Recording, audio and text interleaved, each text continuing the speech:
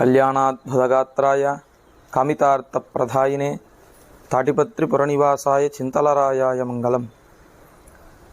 ఈ ఉగాది విశేషమైనటువంటి సంవత్సరాదిగా మనకున్నది. తెలుగువారి నూతన సంవత్సరంగా ఈ ఉగాది ఉంటుంది, పరిఢవిల్లుతుంది.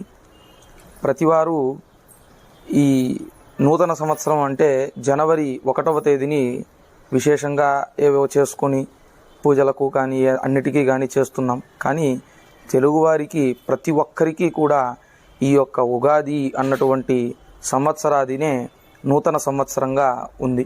కావున అందరూ కూడా ఈ ఉగాదిని పురస్కరించుకొని ప్రతినిత్యం చేయాల్సినటువంటి విషయాన్ని తలస్నానము, స్వామి యొక్క నమస్కారము, పుండ్రధారణ అంటే నామం పెట్టుకోవడం, తరువాత తల్లిదండ్రులను పెద్దవారిని నమస్కారం చేసుకోవడం, స్వామిని నమస్కారం చేసుకోవడం, రుచుల యొక్క మిశ్రమాన్ని స్వామికి నైవేద్యం చేసి వాళ్ళు కూడా స్వీకరించడం. ఈ పురాతనమైనటువంటి దేవాలయాలకు, అదే తాడిపత్రిలో ఉన్నటువంటి శ్రీ ఆనందవల్లి నాయికా సమేత చింతలరాయ స్వామి యొక్క దేవాలయానికి రావడం, స్వామి దర్శనం చేసుకోవడం, అదేలాగా బుగ్గరామలింగేశ్వర స్వామి దేవాలయానికి వెళ్ళి స్వామిని దర్శించుకోవడం, నమస్కరించుకోవడం, వాళ్ళ యొక్క కృపకు పాత్రలు కాగలడం మన యొక్క సంవత్సరాదికి చేయాల్సినటువంటి క్రతువులు. ఈ షడ్రుచుల యొక్క మిశ్రమంగా తీపి, పులుపు, ఉప్పు, కారము, వగరు, చేదు ఇటువంటి 6 రుచులని కలిపి మిశ్రమంగా ఆ రోజు స్వీకరిస్తారు.